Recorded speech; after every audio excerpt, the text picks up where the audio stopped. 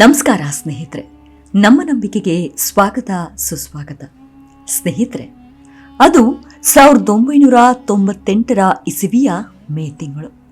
ಆ ದಿನಗಳಲ್ಲಿ ಬೆಂಗಳೂರು ಈಗಿನಂತೆ ಗಿಜಿಗುಡ್ತಾ ಇರಲಿಲ್ಲ. ಅನೇಕ ಏರಿಯಾಗಳು ನಿರ್ಜನ ಹಾಗೂ ಸ್ತಬ್ಧವಾಗಿದ್ವು. ಹಾಗೆ ಬೆಂಗಳೂರಿನ ಅದೆಷ್ಟೋ ಏರಿಯಾಗಳು ಇನ್ನು ಹಾಳು ಕೊಂಪೆಯಾಗಿದ್ವು.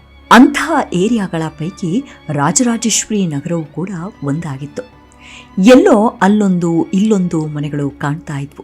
ಹೀಗಿರುವಾಗ 1998 ಮೇ 17 ರಾಜರಾಜೇಶ್ವರಿ ನಗರದಲ್ಲಿದ್ದ ಒಂದು ಭವ್ಯವಾದ ಬಂಗಲೆಯ 3ನೇ ಮಹಡಿಯಿಂದ ಒಂದು ಸುಂದರವಾದ ಯುವತಿಯ ನೀಳ ದೇಹ ತಲೆಕೆಳಗಾಗಿ ಕೆಳಗೆ ಬಿದ್ದಿತ್ತು.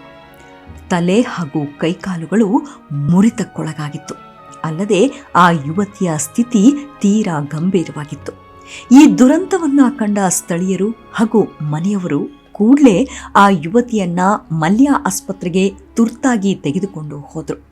ಕೂಡಲೇ ಆಸ್ಪತ್ರೆಯ ಸಿಬ್ಬಂದಿಗಳು ಕೂಡ ತುರ್ತು ಚಿಕಿತ್ಸೆಯನ್ನು ನೀಡಿದರು. ಆದರೆ ಆಕೆಯ ಸ್ಥಿತಿ ಚಿಂತಾಜನಕವಾಗಿತ್ತು. ಅದಾಗಲೇ ಆ ಯುವತಿಯು ಕೋಮಾಗೆ ಜಾರಿಬಿಟ್ಟಿದ್ಲು.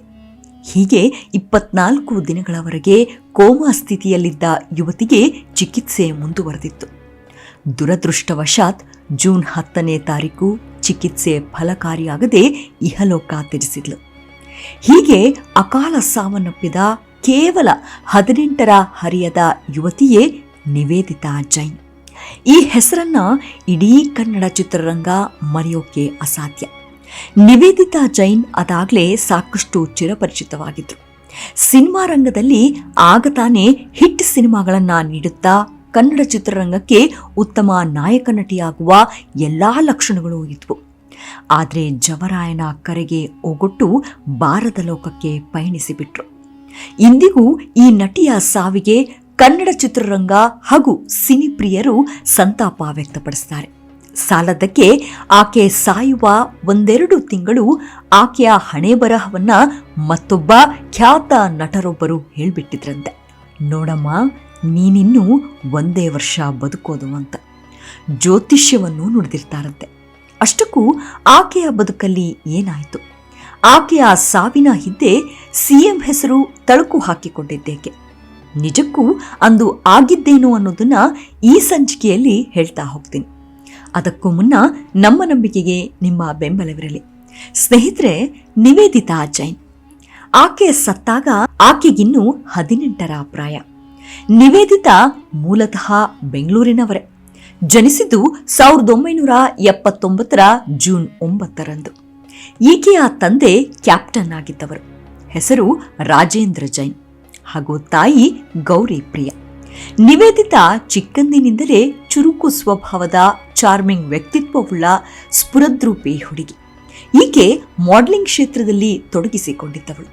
1994 ನಡೆದ ಮಿಸ್ ಬೆಂಗಳೂರು ಸ್ಪರ್ಧೆಯಲ್ಲಿ ಪ್ರಥಮ ಸ್ಥಾನದಲ್ಲಿ ಆಯ್ಕೆಯಾಗಿ ಮಿಸ್ ಬೆಂಗಳೂರು ಟೈಟಲ್ ಗೆದ್ದಾಗ ಆಕೆಗಿನ್ನೂ 15 ವರ್ಷವಷ್ಟೆ.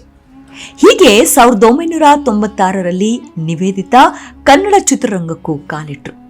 ಇಂಥ ಅಪೂರ್ವ ಸುಂದರಿಯನ್ನ ಚಿತ್ರರಂಗಕ್ಕೆ ಪರಿಚಯಿಸಿದ ಕೀರ್ತಿ ಹಾಗೂ ಹೆಗ್ಗಳಿಕೆ ಡಾಕ್ಟರ್ ರಾಜ್ಕುಮಾರ್ ಪ್ರೊಡಕ್ಷನ್ಗೆ ಸಲ್ಲುತ್ತೆ. ಮುಂದೆ ಈ ನಟಿಗೆ ಸಿಕ್ಕ ಯಶಸ್ಸಿಗೆ ಇಡೀ ಚಿತ್ರರಂಗವೇ ರಾಜ್ಕುಮಾರ್ ಕುಟುಂಬವನ್ನ ಶ್ಲಾಘಿಸಿದ್ದ ಕಾಲವದು. ಸೂಪರ್ ಸ್ಟಾರ್ ನಟರಾದ ಶಿವರಾಜ್ ಕುಮಾರ್, ರಾಘವೇಂದ್ರ ರಾಜ್ಕುಮಾರ್, ಶಶಿಕುಮಾರ್, ಅಂಬರೀಶ್ ಹಾಗೂ ರಮೇಶ್ ಮುಂತಾದ ಕಲಾವಿದರೊಂದಿಗೆ ನಟಿಸಿದ ನಿವೇದಿತಾ ಜೈನ್ ಶೀಘ್ರವಾಗಿ ಕನ್ನಡದ ಬಹುಬೇಡಿಕೆಯ ನಟಿಯಾಗಿ ಬೆಳೆದುಬಿಟ್ರು. 1996 ಸಾಲಿನ ಕನ್ನಡದ ಯಶಸ್ವಿ ಹಾಗೂ ಸಮಕಾಲೀನ ನಟಿಯರಾಗಿದ್ದ ಸೌಂದರ್ಯ, ಪ್ರೇಮ, ಸುಧಾರಾಣಿ, ಮಾಲಾಶ್ರೀ ಮುಂತಾದ ಕಲಾವಿದೆಯರೊಂದಿಗೆ ಇನ್ನು ಸಣ್ಣ ವಯಸ್ಸಿನ ನಿವೇದಿತಾ ಗುರುತಿಸಿಕೊಂಡಿದ್ರು. ಇಷ್ಟು ಸಣ್ಣ ವಯಸ್ಸಿಗೆ ಈಕೆ ಸಾಧಿಸಿದ್ದ ಈ ಯಶಸ್ಸು, ಕೀರ್ತಿಯ ಬಗ್ಗೆ ಚಿತ್ರರಂಗ ಹಾಗೂ ಮಾಧ್ಯಮಗಳು ಹೆಮ್ಮೆ ಪಟ್ವು. ಅನೇಕ ಪತ್ರಿಕೆಗಳ ಹೆಡ್ಲೈನ್ಸ್ನಲ್ಲಿ ನಿವೇದಿತಾ ಅವರ ಹೆಸರು ರಾರಾಜಿಸಿತ್ತು. ಇಂಥ ನಟಿಯ ದಿಢೀರ್ ಸಾವು ಅವತ್ತಿಗೆ ಇಡೀ ಚಿತ್ರರಂಗವನ್ನ ನಡಗಿಸಿತ್ತು. ಅಸಂಖ್ಯಾತ ಅಭಿಮಾನಿಗಳು ಅವತ್ತು ನಿವೇದಿತಾ ಅವರನ್ನ ಕಾಣಲು ಆಕೆಯ ಮನೆ ಮುಂದೆ ಹಾಗೂ ಮಲ್ಯ ಆಸ್ಪತ್ರೆಯ ಮುಂದೆ ಸಾವಿರಾರು ಸಂಖ್ಯೆಯಲ್ಲಿ ಜಮಾಯಿಸಿದ್ರು. 1996ರ ಬಳಿಕ 1997ರ ಹೊತ್ತಿಗೆ ನಿವೇದಿತಾ ನಟಿಸಿದ್ದ ಒಂದಷ್ಟು ಚಿತ್ರಗಳು ಅಷ್ಟಾಗಿ ಯಶಸ್ಸು ಕಾಣಲಿಲ್ಲ. ಇನ್ನು 1998ರವರೆಗೂ ತಟಸ್ಥರಾಗಿದ್ದ ನಿವೇದಿತಾ ಮತ್ತೆ ಮಾಡಲಿಂಗ್ ಕಡೆಗೆ ಹೊರಳಿದ್ರು. ಕೆಲವು ಮೂಲಗಳ ಪ್ರಕಾರ ನಿವೇದಿತಾ 1998-99ರ ಸಾಲಿನ ಮಿಸ್ ಇಂಡಿಯಾ ಕಂಟೆಸ್ಟ್ಗೆ ತಯಾರಿ ಮಾಡಿಕೊಳ್ಳುವ ಭರದಲ್ಲಿದ್ರಂತೆ. ಆದರೆ ಚಿತ್ರರಂಗದ ಈ ಸೋಲು ಅವರನ್ನ ಕುಗ್ಗಿಸಿ ಬಿಟ್ಟಿತ್ತಾ ಅಥವಾ ಬೇರೆ ಇನ್ಯಾವುದಾದ್ರೂ ಕಾರಣದಿಂದ ಅವರು ಉತ್ಸಾಹವನ್ನ ಕಳೆದುಕೊಂಡಿದ್ರ ಅನ್ನೋ ಅನುಮಾನ ಮೂಡಕ್ಕೂ ಕಾರಣವೇ. ಅದೇನೆಂದ್ರೆ 1998ರ ಅವರ ಒಂದು ಕಿರು ಸಂದರ್ಶನ. ಹಿರಿಯ ಪತ್ರಕರ್ತರಾಗಿದ್ದ ಸತ್ಯಮೂರ್ತಿ ಆನಂದೂರವರೇ ಕೆಲವೊಂದು ಬಾರಿ ಈ ಬಗ್ಗೆ ಹೇಳಿದ್ದಿದೆ. ಅವರ ಪ್ರಕಾರ ಒಂದು ಧಾರಾವಾಹಿಯಲ್ಲಿ ನಿವೇದಿತಾ ಅವರ ಪಾತ್ರಕ್ಕಾಗಿ ಅವರ ಬಳಿ ಬೇಡಿಕೆ ಇಡಲಾಗಿತ್ತು. ಅದರ ಬಗ್ಗೆ ಮಾತನಾಡಲು ನಿವೇದಿತಾ ಅವರ ಮನೆಗೆ ಸತ್ಯಮೂರ್ತಿ ಅವರಿಗೆ ಆಹ್ವಾನ ಬಂದಿದ್ರಿಂದ ಅವರು ಸ್ವತಃ ರಾಜರಾಜೇಶ್ವರಿ ನಗರದ ಜೈನ್ರ ನಿವಾಸಕ್ಕೆ ಬಂದಿದ್ರಂತೆ. ಮನೆಯೊಳಗಿನ ಮಹಡಿ ಮೆಟ್ಟಲುಗಳನ್ನ ಇಳಿದು ಬಂದ ನಿವೇದಿತಾ ಅವರ ಮೊಗದಲ್ಲಿ ಒಂದು ರೀತಿಯಾದ ಕಳವಳವಿತ್ತು. ಅವರ ಮುಖದಲ್ಲಿ ಏನೋ ದುಗುಡ ಅಂಟ್ಕೊಂಡಿದ್ದು ಸ್ಪಷ್ಟವಾಗಿತ್ತು ಎಂದು ಸತ್ಯಮೂರ್ತಿಯವರು ಖಾಸಗಿ ಸಂದರ್ಶನದಲ್ಲಿ ಈ ಬಗ್ಗೆ ಅಭಿಪ್ರಾಯ ಹಂಚಿಕೊಂಡಿದ್ರು. ಈ ಸಂದರ್ಶನ ಮುಗಿದ ಕೆಲವೇ ದಿನಗಳಲ್ಲಿ ದುರಂತವೇ ನಡೆದು ಹೋಯಿತು. ಅಂದು ಕೆಳಗೆ ಬಿದ್ದ ನಿವೇದಿತಾ ಪುನಃ ಮೇಲೇಳಲೇ ಇಲ್ಲ. 24 ದಿನಗಳ ನಿರಂತರ ಚಿಕಿತ್ಸೆ ನೀಡಿದ್ರೂ ನಿವೇದಿತಾ ಬದುಕುಳಿಯಲಿಲ್ಲ. ಯಾವ ನಿರೀಕ್ಷೆಗಳು ಆಕೆಯನ್ನ ಉಳಿಸಲಾಗಲಿಲ್ಲ. ಇದರೊಂದಿಗೆ ನಿವೇದಿತಾ ಅವರ ಸಾವು ಅಂದಿನ ಮಾಧ್ಯಮದ ವಲಯಗಳಲ್ಲಿ ಅನೇಕ ಅನುಮಾನಗಳನ್ನ ಸೃಷ್ಟಿಸಿದ್ವು.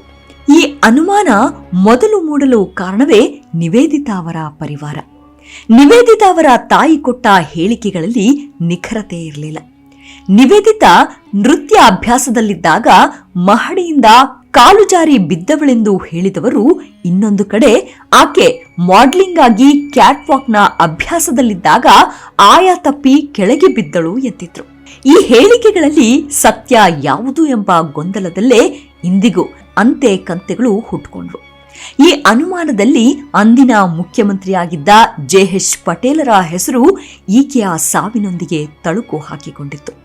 ಅದೇನೆಂದ್ರೆ ಆ ದಿನ ನಿವೇದಿತಾ ಬಿದ್ದ ದಿನವೇ ಮನೆಯ ಮುಂದೆ ಒಂದು ನೀಲಿ ಬಣ್ಣದ ಕಾರು ವೇಗವಾಗಿ ಹೊರಟು ಹೋಗಿತ್ತಂತೆ.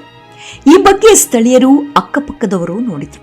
ಅಲ್ಲದೆ ನಿವೇದಿತಾ ಸಾವು ಆಕಸ್ಮಿಕವಲ್ಲ, ಬದಲಾಗಿ ಇದೊಂದು ಕೊಲೆ ಎಂದು ಗುಸುಗುಸು ಮಾತನಾಡಿಕೊಂಡಿದ್ರು. ಮತ್ತೊಂದು ಕಡೆ ನಿವೇದಿತಾ ಖಿನ್ನತೆಯಿಂದ ಆತ್ಮಹತ್ಯೆ ಮಾಡಿಕೊಂಡ್ರೋ ಅನ್ನೋ ಚರ್ಚೆಗಳು ಶುರುವಾದವು. ನಿವೇದಿತಾ ಬೋಲ್ಡ್ ಹುಡುಗಿ, ಸಾಲದ್ದಕ್ಕೆ ಆಶಾಭಾವ ಹೊಂದಿದ್ದ ವ್ಯಕ್ತಿ.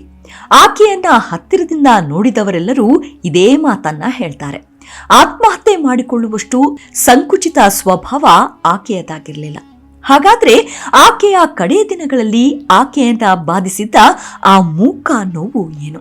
ಆಕೆಗೆ ಯಾರಿಂದಲಾದರೂ ಬೆದರಿಕೆ ಇತ್ತ ಅನ್ನೋದು ಉತ್ತರವಿರದ ಪ್ರಶ್ನೆಯಷ್ಟೆ.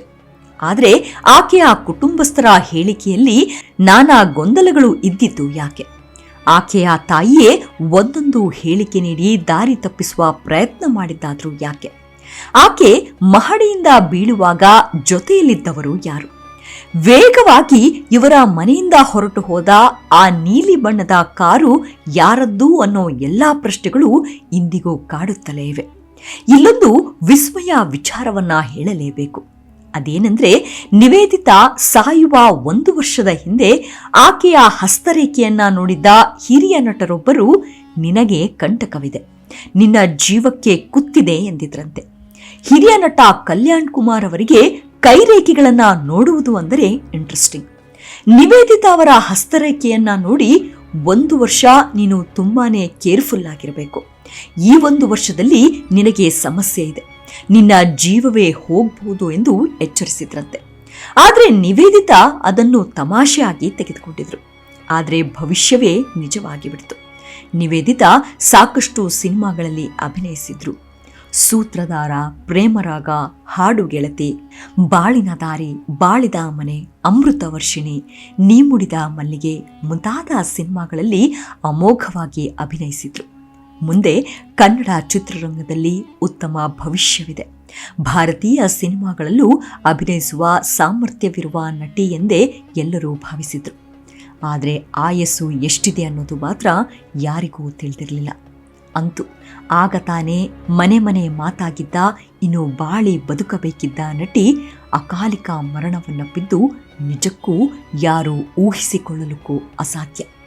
ಅಂತೂ ನಿವೇದಿತಾ ಜೈನ್ ಸಾವು ಇಂದಿಗೂ ಸಂಶಯಾಸ್ಪದ ಗೂಡಾಗಿರೋದಂತೂ ಸುಳ್ಳಲ್ಲ. ಮುಂದಿನ ಸಂಚಿಕೆಯಲ್ಲಿ ಮತ್ತೆ ಸಿಗೋಣ.